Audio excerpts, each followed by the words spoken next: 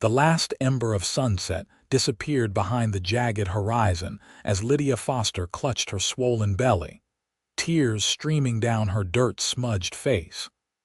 6 months pregnant, alone, and hopelessly lost in the vast wilderness of the Oregon Territory, 1867, her situation couldn't possibly be worse.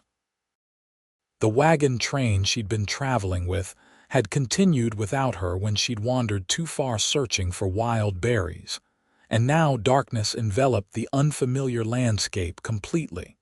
"Please," Lydia whispered to her unborn child, "I'll find a shelter. I promise." Her voice sounded hollow even to her own ears as she stumbled forward, one hand on her belly, the other reaching blindly ahead to avoid walking straight into a tree or tumbling down an unseen ravine. The spring night air held a chill that penetrated her thin calico dress. Lydia had left her shawl in the wagon, never expecting to be separated from the traveling party for more than a few minutes. Now those few minutes had stretched into hours, and fear gripped her heart tighter than the cramping in her legs. The sound of a twig snapping behind her sent Lydia whirling around, her heart hammering against her ribs. Was it a wolf, a bear, or worse, hostile natives or outlaws? She'd heard terrible stories around the campfires about what happened to women alone in these territories. "Who's there?" she called, her voice trembling. "Please, I mean no harm," silence answered her. Then came the soft nickering of a horse. "Madam," a deep voice called from the darkness. "You all right out here?" Lydia nearly collapsed with relief at the sound of another human voice, though caution kept her wary. "I'm lost," she managed, her throat tight with emotion. "I got separated from my wagon train." The sound of hoofbeats approached slowly, and soon Lydia could make out the silhouette of a rider against the darkening sky. As he drew closer, the stars now emerging in full brilliance across the vast sky illuminated his features. He sat tall in his saddle, broad-shouldered and lean, with a weathered cowboy hat pulled low over his eyes. A rifle rested across his lap, but he made no threatening movements. "Name's Kieran Prescott," he said, tipping his hat slightly. "Don't often find folks wandering these parts after dark, especially not." His eyes drifted to her pregnant belly, and genuine concern flashed across his face. "You're in a bad way, madam." "Lydia Foster," she replied, her voice steadier now despite the exhaustion threatening to overwhelm her. "I was picking berries when I lost sight of the wagons. I tried to follow, but—" She gestured helplessly at the darkness around them. Kieran dismounted in one fluid motion, his boots hitting the ground with barely a sound. Up close, Lydia could see he was younger than she'd initially thought, perhaps 30 or so, with a strong jaw shadowed with several days' worth of beard. His eyes, even in the dim starlight, were kind. "Which train were you with?" he asked, keeping a respectful distance. "The Wilkins party, heading to Oregon City." Kieran nodded slowly.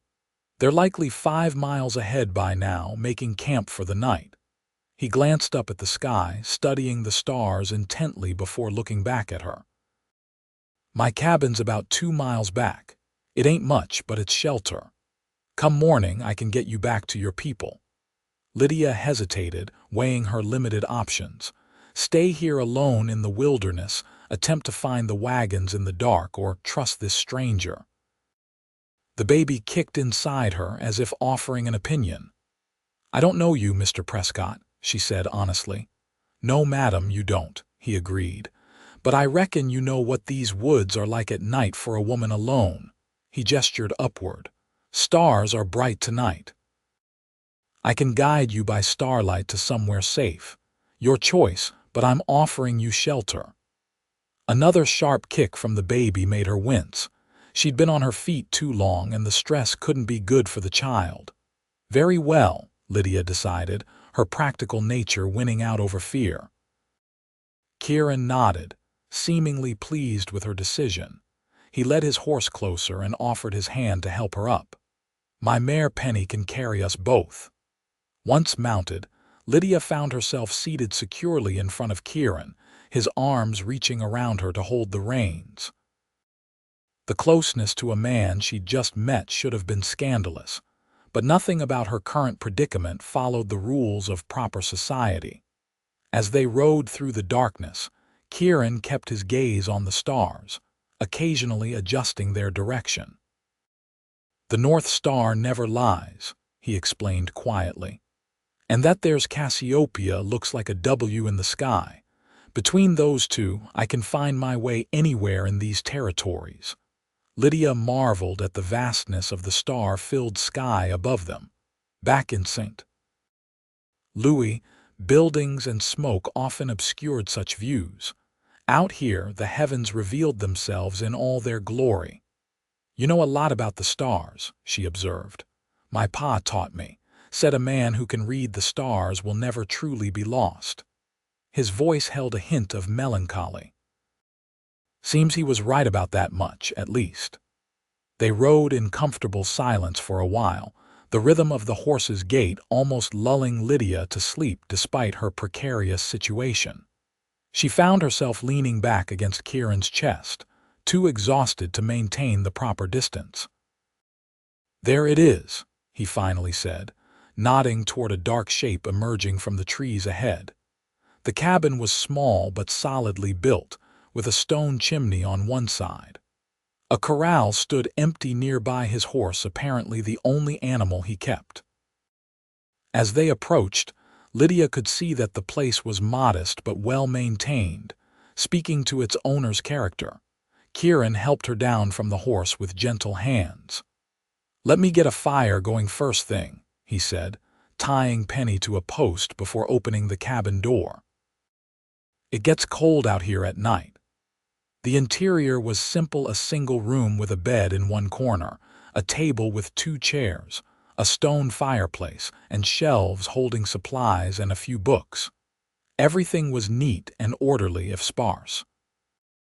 True to his word, Kieran immediately set about building a fire in the hearth while Lydia stood awkwardly by the door, unsure of her place in this man's private domain. "Please sit," he offered, gesturing to one of the chairs. "You must be exhausted." Lydia sank gratefully into the chair, watching as flames began to lick at the kindling. Within minutes, warmth spread through the small space, and with it came an overwhelming wave of fatigue.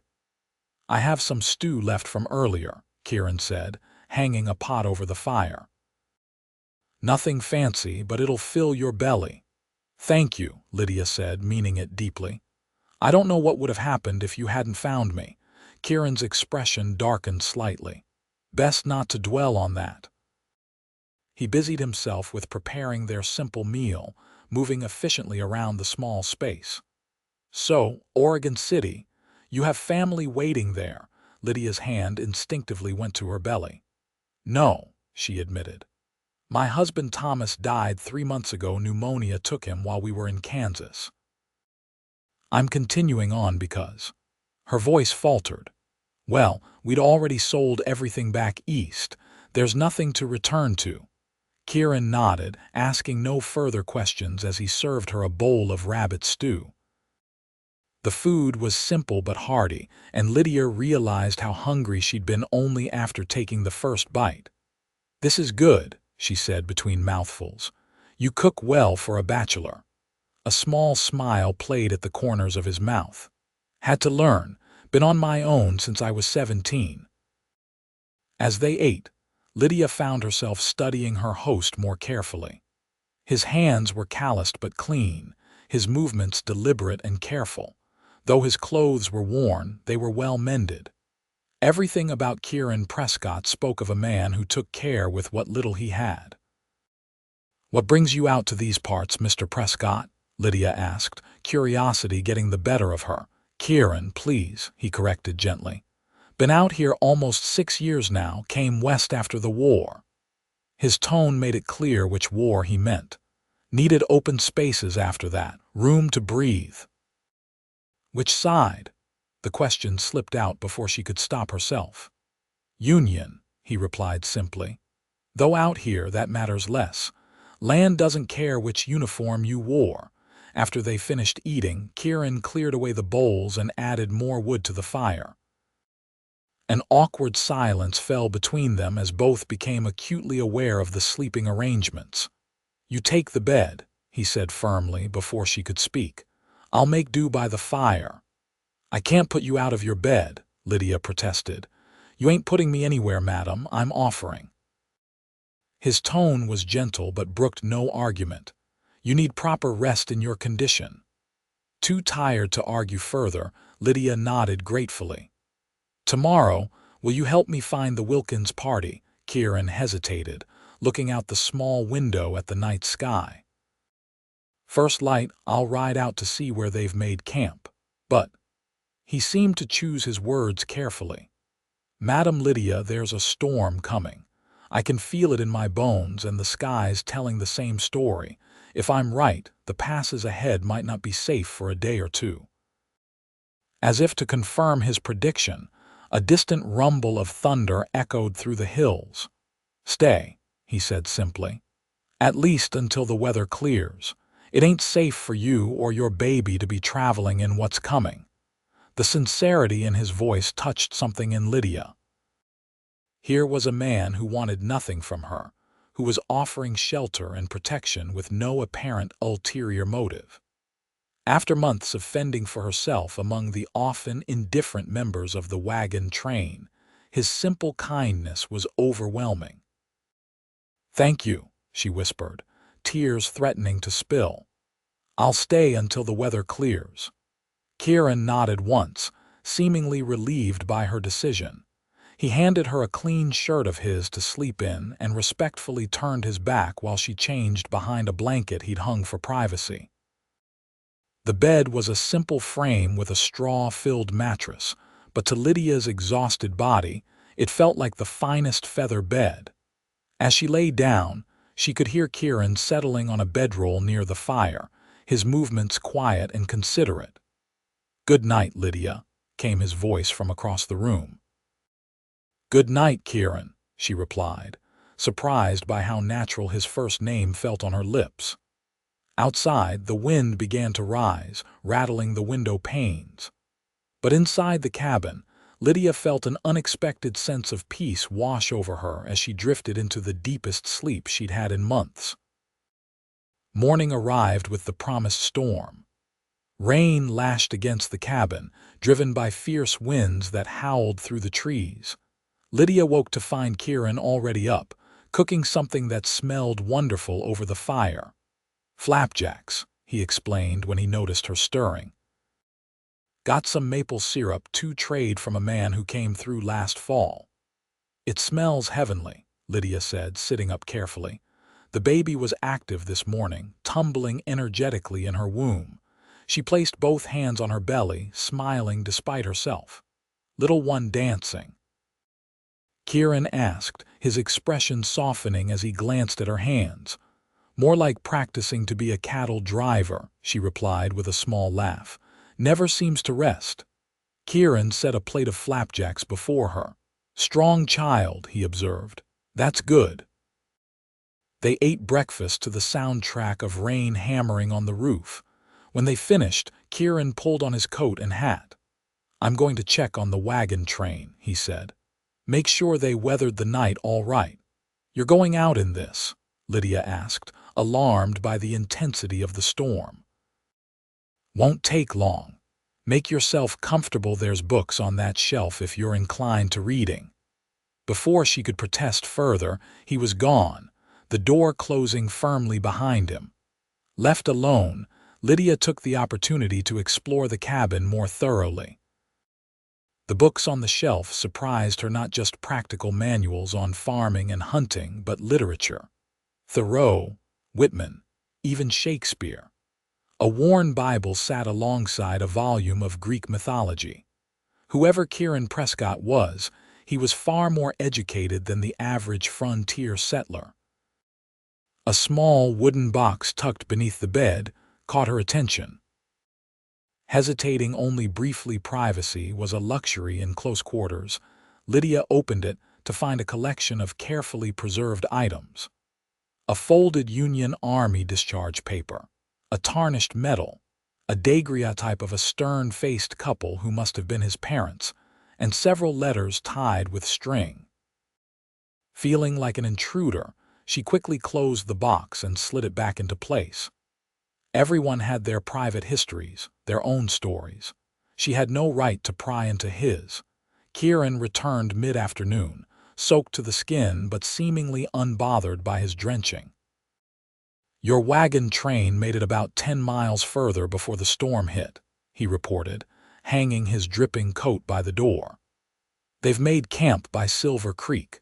Said they noticed you missing when they stopped for the night, but assumed you'd gone to another wagon." Indignation flared in Lydia's chest. "They didn't even look for me." Kieran's expression was carefully neutral. "The train master Wilkins said they fired shots and called out.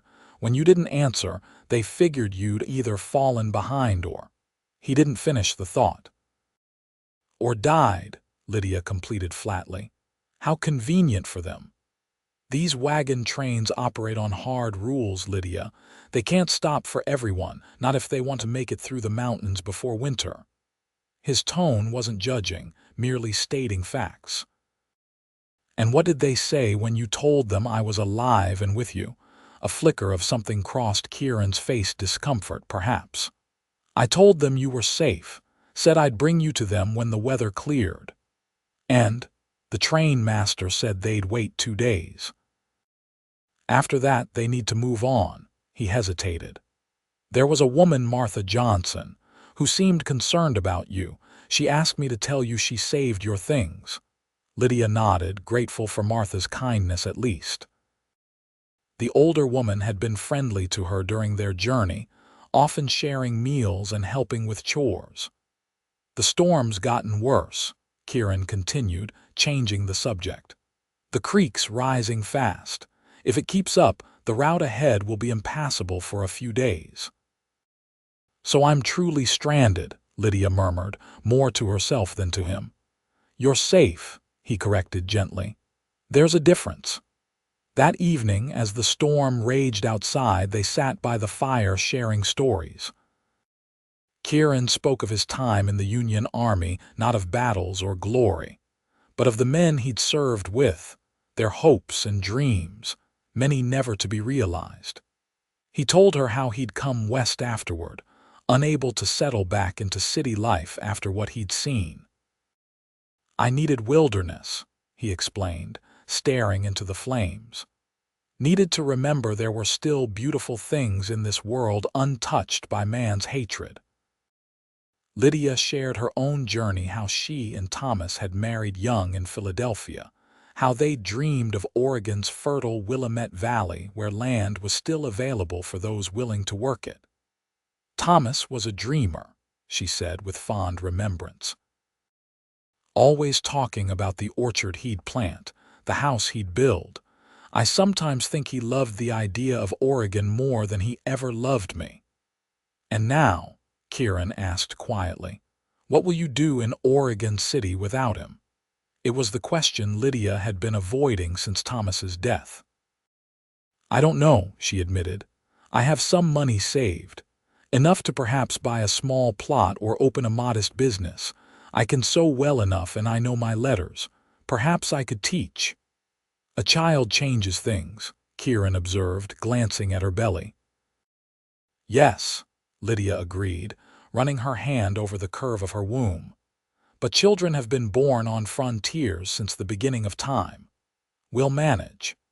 The storm continued for 2 days, during which time Lydia and Kieran fell into an unexpectedly comfortable routine. He taught her to play checkers with a set he'd carved himself, and she helped with cooking and mending his clothes. They read aloud to each other in the evenings, she from Whitman's Leaves of Grass, he from his book on constellations. On the morning of the 3rd day, they awoke to silence. The storm had finally passed. Sunlight streamed through the windows, and birds sang in the newly washed forest. "I should take you back today," Kieran said over breakfast, his tone carefully neutral. If we leave by mid-morning, we can reach the wagon train by afternoon. Yes, I suppose we should, Lydia agreed, surprised by her own reluctance. These few days in the cabin had been peaceful in a way she hadn't experienced since before Thomas fell ill. As Kieran prepared Penny for their journey, Lydia gathered her few belongings. The dress she'd arrived in was clean now. Kieran had washed it for her, and she felt almost like a different woman putting it on again. They set out under clear blue skies, Lydia once again seated in front of Kieran on his patient horse. The forest, washed clean by the rain, seemed vibrant and alive, wildflowers already beginning to push through the damp earth. "It's beautiful," Lydia remarked, taking in the landscape that had seemed so threatening in darkness. "This territory has a way of showing its teeth one day and its heart the next," Kieran replied. "That's why I stay, I suppose. Never know what you'll wake up to." They rode mostly in silence, each lost in their own thoughts. For Lydia, the approaching reunion with the wagon train brought mixed emotions. While she needed to continue her journey to Oregon, these days with Kieran had shown her another kind of life, simpler perhaps, but with its own quiet dignity. As they crested a hill, Kieran suddenly pulled Penny to a halt. Below them, where the wagon train should have been camped along Silver Creek, was nothing but empty meadow. "They're gone," Lydia whispered, disbelief coloring her voice. Kieran dismounted and studied the ground, walking in a wide circle before returning to her side. "Tracks head northwest," he reported, his expression grim. "They left early this morning, I'd guess. The ground's still damp where the wheels passed." "But they said they'd wait 2 days," Lydia protested, though she knew the protest was futile. The wagon train had moved on without her, leaving her truly alone in the wilderness. "The creek's higher than I've ever seen it," Kieran observed, nodding toward the rushing water. "They probably feared being trapped on this side and made the crossing while they could." Lydia felt tears threatening again. All her plans, everything she'd endured since Philadelphia, was it all for nothing? "What do I do now?" she asked, not really expecting an answer. Kieran looked up at her, still seated on his horse, the sunlight catching in her auburn hair. Something shifted in his expression, a decision being made. "Come back with me," he said simply. "Stay, at least until the baby comes. Stay with you." The proposition should have shocked her, but somehow it didn't. "My cabin's small, but we managed these past days well enough." He removed his hat, running a hand through his dark hair, a gesture she'd come to recognize as a sign of his discomfort. "I know it ain't proper, and I ain't asking anything improper. But a woman in your condition shouldn't be traveling alone, and the next wagon train won't come through for weeks." Lydia considered his offer carefully. Continuing alone was unthinkable. Returning east was impossible. Kieran was offering her safety and shelter with no apparent expectations beyond her company. "People will talk," she said finally. A faint smile crossed his face. "Out here? To who? My nearest neighbor's 10 miles away, and he's a half-blind trapper who barely remembers his own name." Despite everything, Lydia found herself laughing. "You make a fair point, Mr. Prescott. So you'll stay until the baby comes and you're strong enough to travel." The hope in his voice was unmistakable. Lydia looked out over the wild, beautiful country that surrounded them, then back at the man before her, this quiet, educated cowboy who'd guided her by starlight to safety, and now offered her sanctuary. "I'll stay," she decided, the words bringing with them an unexpected sense of peace. Relief washed over Kieran's features. He mounted behind her again, and they turned Penny back toward the cabin that would now be home to both of them, at least for a time. The following weeks brought changes to both the cabin and its occupants. Kieran built a second bed, a proper one with a frame and mattress in the corner opposite his own, with a curtain that could be drawn between them for privacy. He hunted more regularly, ensuring there was always fresh meat, and traded with a passing merchant for flour, sugar, and fabric. Lydia, for her part, transformed the bachelor's cabin into something approaching a home. She sewed curtains for the windows from the fabric Kieran provided, organized his books and supplies, and planted a small vegetable garden behind the cabin. The hard physical work of pioneering had prepared her well for frontier life, and she found satisfaction in creating order and comfort in their shared space. As May gave way to June, Lydia's pregnancy advanced. Her belly grew rounder, and the baby's movements stronger. With no midwife or doctor nearby, she began to worry about the birth, though she kept these concerns to herself. Kieran noticed anyway. "We need to prepare," he said one evening as they sat by the fire, "for when the baby comes." Lydia looked up from her sewing, surprised by his directness. "Yes, I suppose we do. There's a Nez Perce settlement about a day's ride from here," he continued. "They have a skilled midwife singing bird. I've traded with her people before. They're peaceful, and she's helped white women deliver babies in the past."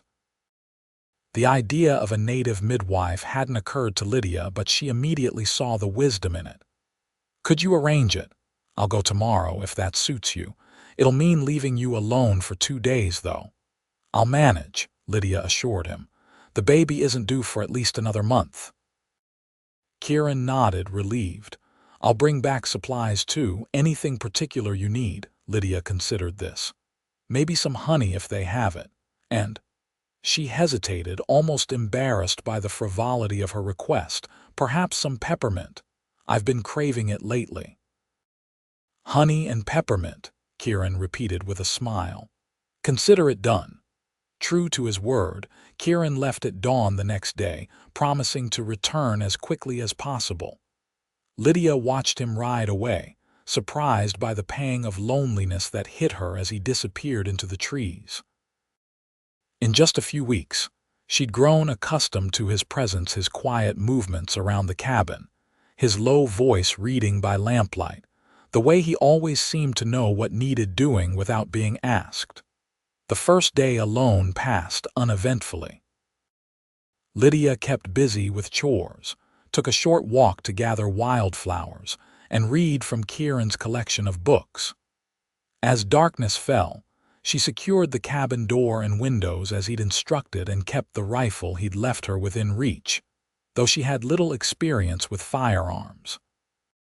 On the second day, as afternoon waned, Lydia was sitting on the small porch Kieran had built, enjoying the warm breeze when she heard approaching riders. Heart racing, she hurried inside for the rifle, remembering Kieran's instructions to shoot into the air as a warning if strangers appeared. Before she could return to the porch, 3 men rode into the clearing. They were rough-looking, with unkempt beards and weathered clothing, not the typical settlers or trappers Kieran had described as occasional visitors. "Hello, the cabin," called the lead rider, a tall man with a scar running down one cheek. "Anybody home?" Lydia hesitated, the rifle heavy in her hands. These men didn't appear friendly, but confrontation could make matters worse. Finally, she stepped onto the porch, keeping the rifle visible but not aimed. "Can I help you, gentlemen?" she asked, striving to keep her voice steady. The 3 men exchanged surprised glances at the sight of a heavily pregnant woman. "Well now," said the scarred man, his smile not reaching his eyes, "didn't expect to find a lady out here. This Prescott's place, ain't it?" "It is," Lydia confirmed, unease growing. "How did they know Kieran's name?" "My husband isn't here at present. He's expected back shortly." The lie came easily, a thin shield of respectability that might offer some protection. "Your husband, is he?" The scarred man's tone made it clear he didn't believe her. "Funny, last I heard Prescott was a confirmed bachelor." He dismounted, his companions following suit. I'm Harlan. These are my associates, Quinn and Dobbs. We've got business with Prescott." "As I said, he's not here," Lydia repeated, her grip tightening on the rifle. "If you'd like to leave a message, I'll make sure he receives it." Harlan took a step closer, his eyes cold. "Our business ain't the kind that waits, madam. Prescott owes us, and we aim to collect one way or another." Quinn, a wiry man with a patchy beard, was already circling toward the back of the cabin. "Nice little setup he's got here," he called. "Horse in the corral, too fine-looking mare." "Please leave," Lydia said, raising the rifle slightly. "Whatever business you have with Mr. Prescott can wait until his return." Harlan's expression hardened. "I don't think you understand the situation, lady. Your husband killed my brother 2 years ago in a dispute over mining rights. The law might have cleared him, but family justice is another matter." Lydia's blood ran cold. Kieran had never mentioned killing a man, though he'd been vague about his life before settling in this cabin. Was this why he lived so isolated? Was he hiding from his past? "I know nothing about that," Lydia said honestly, "but I ask you again to leave. After we've waited so long to find him, I don't think so." Harlan's hand moved to his pistol. "We'll wait for Prescott right here. Meantime, you might want to put that rifle down before you hurt yourself." Before Lydia could respond, the crack of a gunshot split the air. All eyes turned to see Kieran emerging from the trees, rifle raised, a tendril of smoke curling from its barrel. Behind him rode a Native American woman on a pinto horse, her expression wary but calm. "Next shot won't be a warning, Harlan," Kieran called, his voice colder than Lydia had ever heard it. "Tell your boys to back away from my home and the lady." Harlan's face contorted with hatred. "Prescott, finally showing your face, been tracking you for months." "And now you've found me," Kieran replied evenly, moving his horse forward while keeping his rifle trained on Harlan. "But this isn't the time or place for whatever you're planning. You killed Travis," Harlan spat, "shot him down like a dog." "After he tried to ambush me in my own claim," Kieran countered. "The marshal's ruling was self-defense, and you know it. Let it go, Harlan. It's been 2 years." During this exchange, Quinn and Dobbs had subtly positioned themselves on either side of the clearing, creating a dangerous triangle with Harlan at its point. Lydia remained on the porch, the rifle still in her hands but her confidence in using it waning as the situation deteriorated. "The native woman who must be singing bird," the midwife spoke quietly to Kieran in her own language. He nodded almost imperceptibly, his eyes never leaving Harlan. "One last time," Kieran said, his tone final. "Take your grievance elsewhere. There's a pregnant woman here who doesn't need to witness more bloodshed." For a tense moment, no one moved. Then Harlan smirked. "Always were soft, Prescott. That's why Travis thought he could take your claim." His hand moved lightning fast toward his pistol. What happened next unfolded in a blur. Kieran fired, hitting Harlan in the shoulder just as Quinn and Dobbs drew their weapons. Singing Bird produced a bow from nowhere, loosing an arrow that struck Quinn in the leg. Lydia, acting on instinct rather than skill, fired the rifle into the air, the noise and commotion startling Dobbs's horse, which reared and threw him to the ground. Wounded and outmaneuvered, Harlan and his men retreated, mounting their horses with difficulty and casting venomous glares back at Kieran. "This ain't over," Harlan shouted as they rode away. "You watch your back, Prescott." As the dust settled, Kieran dismounted quickly and rushed to Lydia, who was trembling from the adrenaline of the confrontation. "Are you hurt?" he asked urgently, his hands gentle on her shoulders as he checked her for injuries. "No, I'm fine," she assured him, though her voice shook. "Who were they? Was it true what he said about his brother?" Kieran's expression was pained. "Yes and no. I did kill Travis Harlan, but it was self-defense, just like I said. I had a small gold claim near the Snake River. Nothing rich, but enough to live on. Travis tried to jump it one night while I was sleeping. He fired first. I was just faster with my response. Why didn't you tell me? It's not something I'm proud of, even if it was justified. Kieran looked away. And I didn't want you to think you were staying with a killer. Singing Bird approached then, her dark eyes assessing Lydia carefully. This is the woman who needs help with birth, she asked in accented but clear English. Kieran nodded. This is Lydia Foster. Lydia, this is Singing Bird of the Nez Perce. She's agreed to stay until your time comes. The midwife bowed her head slightly in greeting. You are a strong woman, she observed, but baby will make you stronger still. Despite everything that had just happened, Lydia felt a smile tugging at her lips. I hope so, she replied. That evening, after the cabin was secured and Singing Bird had settled into a corner with her own bedding, Kieran and Lydia spoke quietly by the fire. Will they come back? Lydia asked, unable to shake the image of Harlan's hateful expression. Probably, Kieran admitted, but not right away. Harlan will need time to heal, and he's a coward at heart. He won't come without reinforcements. What will you do? Kieran sighed deeply. What I should have done 2 years ago: ride to the territorial marshal's office and report the threats. The law cleared me once. They'll keep Harlan away if I make an official complaint. When will you go? After the baby comes, he said firmly. I won't leave you again until then.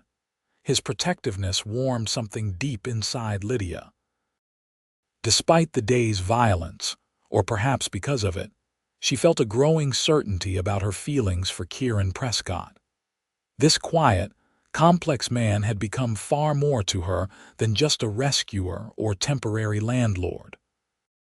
The weeks that followed were some of the strangest and most meaningful of Lydia's life. Singing Bird proved to be a knowledgeable and reassuring presence, teaching Lydia about childbirth and caring for newborns using both traditional Nez Perce methods and techniques she'd learned from white doctors who'd passed through her village. Kieran, meanwhile, worked tirelessly to prepare for the baby's arrival. He fashioned a cradle from pine wood, carving delicate stars and moons into its sides, a nod to the night they'd met. He reinforced the cabin's defenses without making it feel like a fortress, and expanded the vegetable garden to ensure a good harvest for the coming months. As July arrived, bringing with it scorching heat, Lydia's time drew near. Her ankles swelled, her back ached constantly, and sleep became elusive. Kieran and Singing Bird took turns sitting with her through the restless nights, offering comfort and distraction. It was during one such night, with Singing Bird finally resting and Kieran keeping Lydia company by the low, burning fire, that something shifted between them. Tell me about your wife, Lydia said suddenly, surprising even herself with the question. Kieran looked up from the piece of wood he was whittling. I've never been married, he replied, confusion evident in his voice. But you're so at ease with all this. Lydia gestured to her swollen belly, to the cabin they'd transformed together. Most unmarried men would be terrified by a pregnant woman in their home. A faint smile crossed his face. I had 4 younger sisters, he explained. Our mother died when the youngest was born. I helped raise them until they were old enough to manage without me. Then the war came. And after. Where are they now? 2 married good men back east. One became a teacher in Chicago. His expression clouded slightly. The youngest, Anna, caught influenza in '65, didn't survive. I'm sorry, Lydia said softly, reaching out to touch his hand. The simple gesture of comfort felt momentous somehow. Life takes as often as it gives, Kieran replied philosophically. But I've found that if you keep your heart open, eventually the giving outweighs the taking. He looked directly at her then, his gaze intense. Having you here, it's been the giving part." The air between them seemed to thicken with unspoken feelings. Lydia became acutely aware of how close they were sitting, of the warmth of his hand beneath hers, of the way the firelight caught in his eyes. "Kieran," a sharp pain cut off her words, radiating from her lower back around to her abdomen. She gasped, doubling over slightly. "Lydia." Alarm filled Kieran's voice as he gripped her shoulders to steady her. "I think," she managed between breaths, "the baby is coming." Kieran immediately woke Singing Bird, who took charge with calm efficiency. She examined Lydia briefly before nodding. "Yes, birth time begins, but slow yet many hours still." What followed was a blur of pain, exhaustion, and determination unlike anything Lydia had ever experienced. True to Singing Bird's prediction, the labor lasted through the night and into the following day. Kieran remained nearby, boiling water when asked, providing clean cloths and speaking words of encouragement whenever Lydia's strength seemed to flag. As the sun began to set on the second day, Lydia's ordeal reached its peak. Singing Bird positioned herself at the foot of the bed while Kieran supported Lydia from behind, his strong arms giving her something to brace against during each powerful contraction. "Almost, almost," Singing Bird kept saying. "Baby wants to meet mother now." With a final, tremendous effort, Lydia pushed her child into the world. The baby's first cry, strong and indignant, filled the cabin just as the first stars appeared in the evening sky. "A son," Singing Bird announced, quickly cleaning and wrapping the infant before placing him on Lydia's chest. "Healthy boy with good lungs."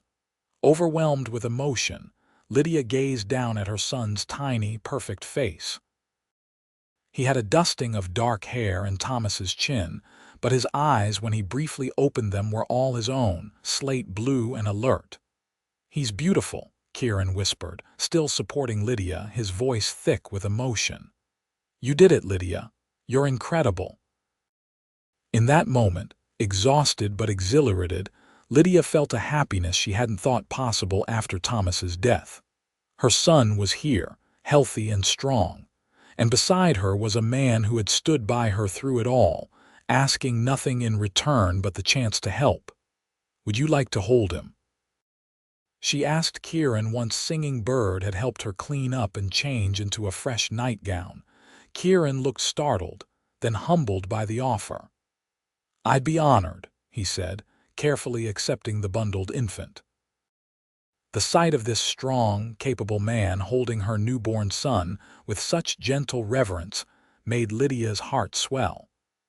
Kieran spoke softly to the baby, introducing himself and promising to teach him about the stars when he was older.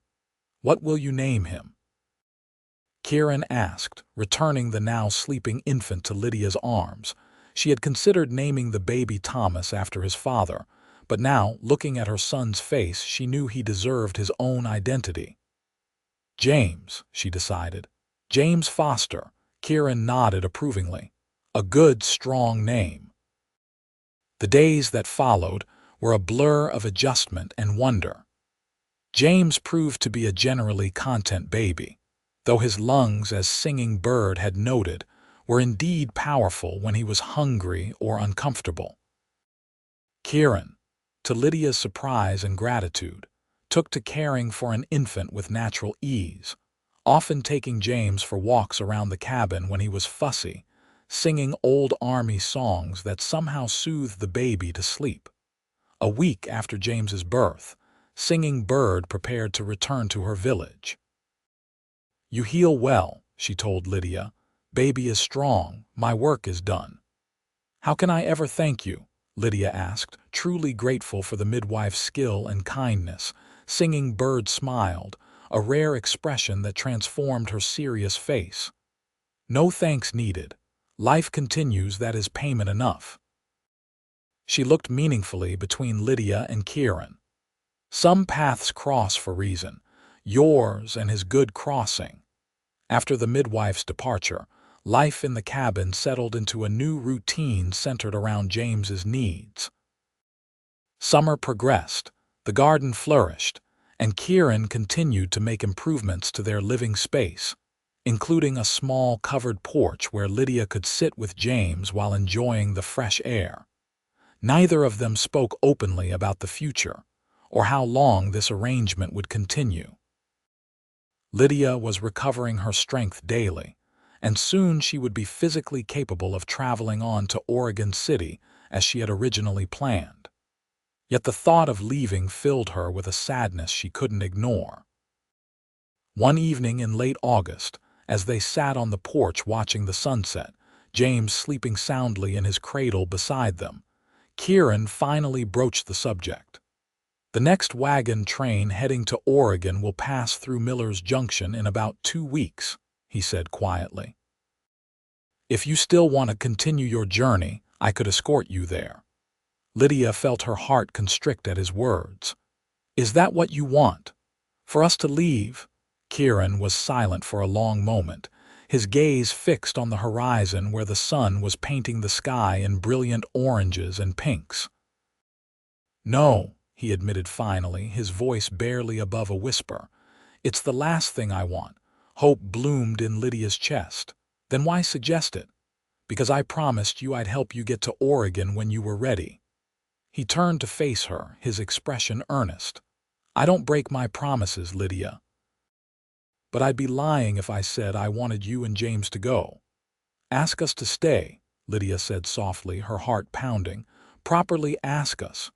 Kieran took her hand in his calloused thumb tracing gentle circles on her skin. "I'm not Thomas," he began carefully. "I can't offer you the orchard he dreamed of or a life in a growing town. All I have is this cabin, some land, and whatever I can build with these hands." His eyes, earnest and vulnerable, met hers. "But if you'd consider it enough, if you'd consider me enough, I'd like you and James to stay.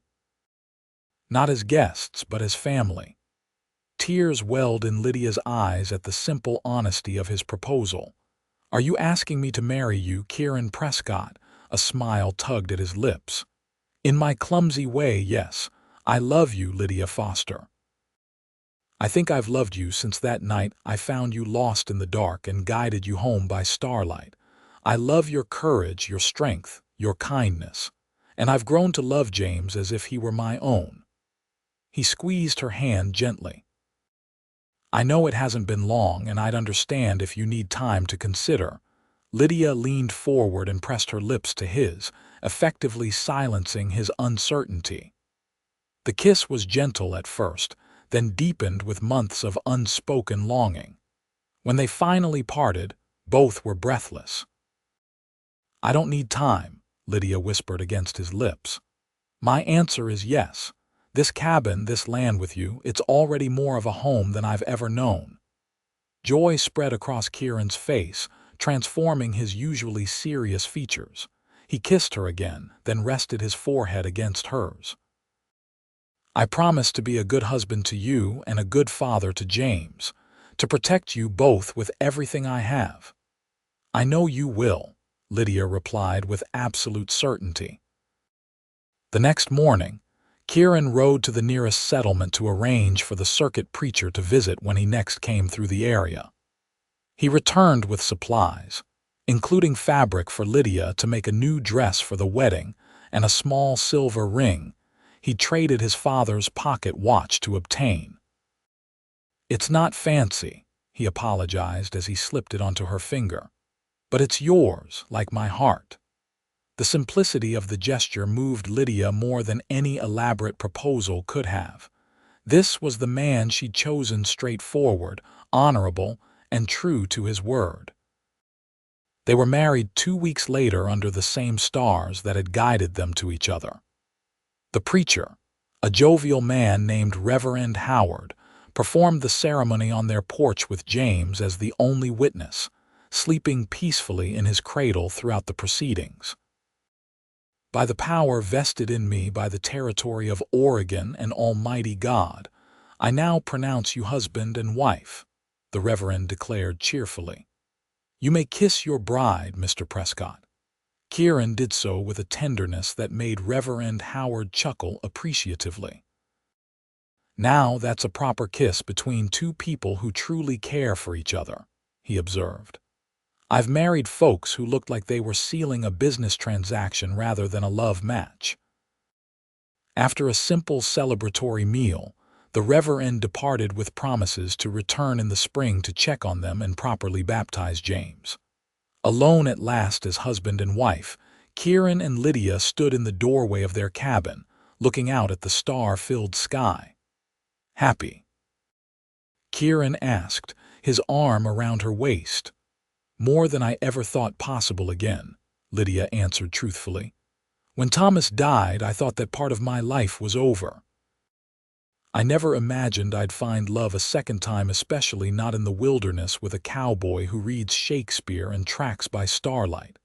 Kieran laughed softly. "Life has strange paths," he agreed. "When I built this cabin, I thought I'd live out my days alone. Now I have a family." He glanced at the cradle where James slept. "A son." "He is your son now," Lydia said firmly. "In every way that matters." That night, as they lay together as husband and wife for the first time, Lydia felt a completeness she'd never known before. Thomas had been her first love, young and full of dreams, but Kieran was her true partner, a man who stood beside her rather than charging ahead with his own visions. Fall arrived with its riot of colors and cooling temperatures. Kieran and Lydia worked together to prepare for the coming winter hunting, preserving food, chopping firewood, and making sure the cabin was properly sealed against the cold. James grew quickly, his personality emerging as he began to smile and coo in response to their voices. One crisp October morning, as Lydia was hanging laundry to dry in the brisk wind, she spotted 3 riders approaching. Her first thought was of Harlan and his men, but as they drew closer, she recognized the blue uniform of the territorial marshal's office. Kieran emerged from the cabin, rifle in hand but pointed downward in a non-threatening position. "Marshal Bennett," he called in greeting. "This is unexpected." The lead rider, a graying man with a weathered face, dismounted with a grunt. "Prescott, heard you got yourself married." "Congratulations are in order, I reckon." "Thank you, sir." Kieran relaxed slightly but remained alert. "What brings you out this way?" "Harlan," the marshal said bluntly. "Found him and his boys causing trouble in Miller's Junction last week. When we took them in, Harlan started ranting about you. Said you'd shot his brother in cold blood and then shot him too when he came looking for justice." Lydia moved to stand beside Kieran, James in her arms. "That's not what happened," she stated firmly. "They threatened us." Kieran acted in self-defense both times. Marshal Bennett's eyes softened as he took in the family tableau before him. "Madam, I'm well aware of the circumstances of Travis Harlan's death. It was ruled justified 2 years ago, and nothing's changed that ruling." He returned his attention to Kieran. "Thought you should know, though Harlan won't be bothering you again. Resisted arrest and pulled on my deputy. Didn't end well for him." Kieran absorbed this news with a solemn nod. "And the others?" "Quinn's serving 6 months for assault. Dobbs turned state's evidence against some other associates of theirs involved in a stage robbery. He'll be heading to the territorial prison for a good long while." The marshal adjusted his hat. "Thought you deserved to know you can rest easier now." "I appreciate that, Marshal," Kieran said sincerely. "Would you and your men care to stay for a meal? My wife makes an excellent venison stew." The invitation surprised Lydia slightly. Kieran usually preferred solitude, but she understood its significance. With Harlan gone, a chapter of Kieran's past was truly closed. Perhaps he was ready to be less isolated, to build connections beyond the boundaries of their small family. The marshal and his deputies stayed for a hearty lunch, during which Lydia learned more about Kieran's life before she met him. According to Bennett, Kieran had been known as one of the most skilled trackers in the territory, occasionally helping the marshal's office locate fugitives in the wilderness. "Never met a man who could read sign like Prescott here," Bennett told Lydia. "Could track a ghost through a thunderstorm, I swear." "He found me in the dark," Lydia said, smiling at the memory despite its fearful beginning. "Guided me by starlight when I was lost and pregnant with night falling and a storm coming." The marshal nodded approvingly. "Sounds about right." Prescott always did have a knack for finding what others lost. He gave Kieran a meaningful look. "Seems like he found something worth keeping this time." After the lawman departed, Kieran seemed lighter somehow, as if a weight had been lifted from his shoulders. That evening, as they sat by the fire with James sleeping contentedly in his cradle, he broached a subject Lydia hadn't expected. "I've been thinking," he began, his voice thoughtful, "about making some changes come spring." "What kind of changes?" Lydia asked, curious. "This land is good, but it's isolated. Fine for a lone man, but a family needs more." He took her hand, his expression earnest. "There's a parcel available about 15 miles from here, closer to Gable Creek Settlement. Good water, fertile soil, and neighbors within riding distance for you and James." Lydia was surprised by the suggestion. "You'd leave this place? I thought you loved the solitude." "I did," Kieran acknowledged, "when solitude was healing for me, but now—" He glanced at James, then back to her. "Now I want different things. Our son should know other children as he grows. You should have friends nearby, not just a husband and a baby for company." The consideration behind his thinking touched Lydia deeply. "You've thought this through." "I have the funds from my gold claim," Kieran continued. "Enough to buy the land and build a proper house 2 stories, with glass windows and maybe even that orchard Thomas dreamed of." Tears sprang to Lydia's eyes at this last part. "You do that? Plant an orchard for Thomas's son?" Kieran lifted her hand to his lips, kissing it gently. "For our son," he corrected, "and for you to honor the dream that brought you west in the first place." In that moment, Lydia knew with absolute certainty that she had found not just safety or security with Kieran, but a love deeper and more mature than she could have imagined. He didn't seek to erase Thomas from her past, but instead incorporated those memories into their shared future with respect and compassion. "I love you," she whispered, leaning in to kiss him properly. "And yes, let's build that new home together." Winter descended on the mountains with a ferocity that made Lydia grateful for Kieran's meticulous preparations. Snow piled high around the cabin, sometimes isolating them completely for days at a time. Yet inside their snug home, warmth and happiness prevailed. James continued to thrive, learning to roll over and sit up, his babbling growing more complex as he experimented with sounds. Kieran spent the snowy evenings drawing plans for their new home, while Lydia sewed and read aloud from their small collection of books. On Christmas Day, Kieran presented Lydia with a handcrafted music box that played a simple but sweet melody when wound. "Traded for it months ago," he admitted. "Been hiding it since before James was born." Lydia's gift to him was more practical: a new leather-bound journal with his initials tooled into the cover, perfect for the detailed nature observations he enjoyed recording. "For your star maps and wildlife notes," she explained.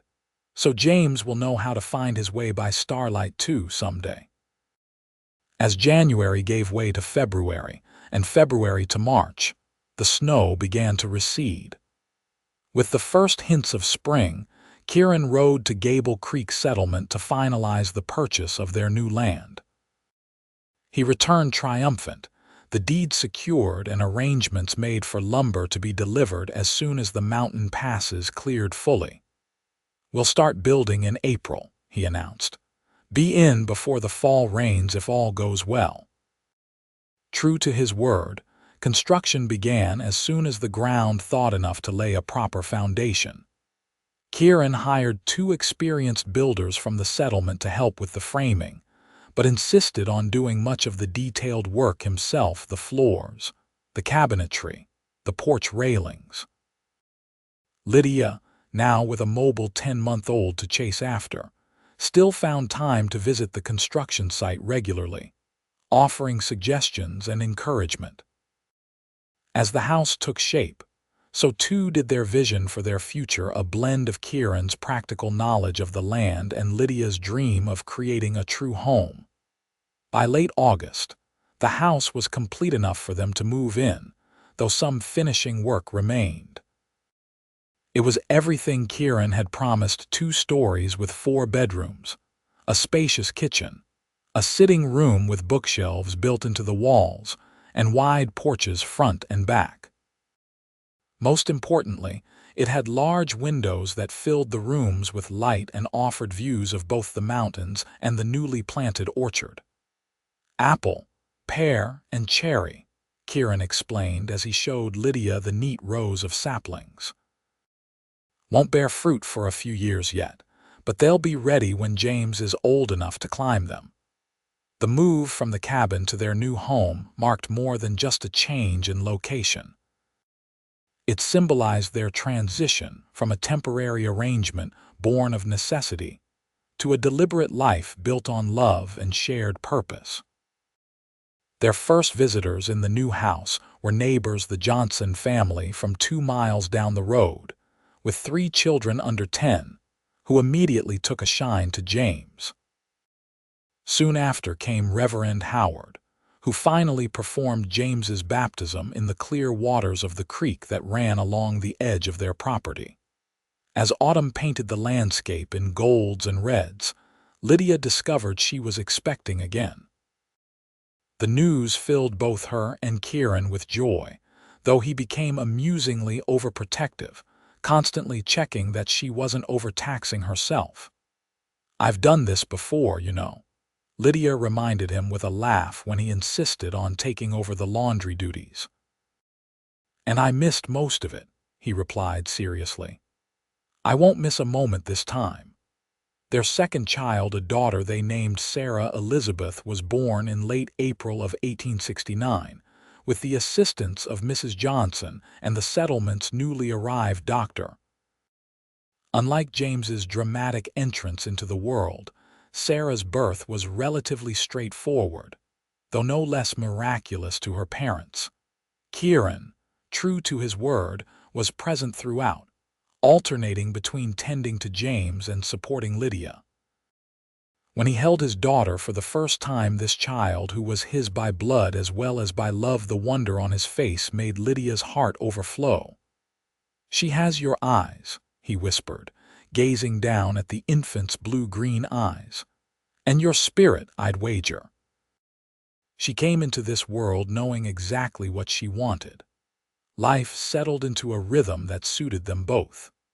Kieran continued to hunt and trap, but also began breeding horses, developing a reputation for quality stock that brought buyers from as far away as California. Lydia, with her excellent sewing skills, started making clothes not just for her family but for neighbors and settlement residents who appreciated her fine stitching and eye for design. James grew into a sturdy, curious boy with his father's dark hair and his mother's quick smile. He followed Kieran everywhere, absorbing knowledge about tracking, horses, and the stars with equal enthusiasm. Sarah, true to Kieran's prediction, revealed herself to be strong-willed and determined, walking and talking earlier than her brother had and fearlessly exploring their expanding world. In the summer of 1870, almost exactly 3 years after Kieran had first found Lydia lost in the dark, they hosted a gathering to celebrate the completion of their barn. Neighbors and friends from the settlement joined them for a day of feasting, music, and dancing in the new structure. As twilight fell, lanterns were lit, casting a warm glow over the festivities. Kieran, who typically avoided being the center of attention, surprised everyone by asking the fiddle player to strike up a waltz. Taking Lydia's hand, he led her to the center of the barn floor. "What are you doing?" Lydia asked, laughing as he placed one hand at her waist. "Since when do you dance?" "Since my wife deserves to be danced with properly," he replied, guiding her into the steps with unexpected grace. "Been practicing with Sarah when you were busy with your sewing." The image of Kieran waltzing with their toddler daughter brought fresh tears of happiness to Lydia's eyes. "Full of surprises, Mr. Prescott." "Keeping life interesting, Mrs. Prescott," he countered with a smile. As they danced beneath the lantern light, surrounded by friends and with their children watching wide-eyed from Mrs. Johnson's lap, Lydia reflected on the journey that had brought them here. From a frightened, pregnant widow lost in the wilderness to this moment of perfect contentment, it seemed almost miraculous. Yet it wasn't miracle that had created this life, but rather small, deliberate choices made day after day. Kieran's decision to offer shelter to a stranger in need. Her choice to trust him despite her vulnerability. Their mutual decision to build something lasting from an unexpected beginning. "What are you thinking about?" Kieran asked, noticing her contemplative expression. "Stars," Lydia replied softly. "And how sometimes they guide us to exactly where we're meant to be, even when we think we're hopelessly lost." Understanding dawned in Kieran's eyes. He pulled her closer, continuing their dance as he whispered in her ear, "Stay with me forever." "Always," Lydia promised, her heart full. "Under these stars and all the ones to come." And as the music played on and the night deepened around their home and land, the orchard growing, the children thriving, their love deepening with each passing season, Lydia knew that no matter what challenges life might still hold, they would face them together, guided by the same stars that had first led her home.